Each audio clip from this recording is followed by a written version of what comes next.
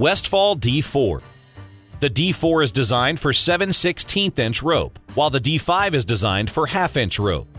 Orient the device based on the markings on the side plate. In most cases, the hole for the connector should be pointing toward the ground. Next, open the side plate and locate the markings that indicated how to correctly install the rope.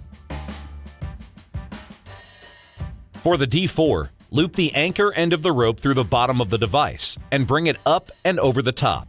If installed incorrectly, the device will not work properly and potentially cause harm. Close the side plate and install your locking carabiner. You can now connect the device to your fall protection harness. When using the device, route the loose end of the rope over the friction plate.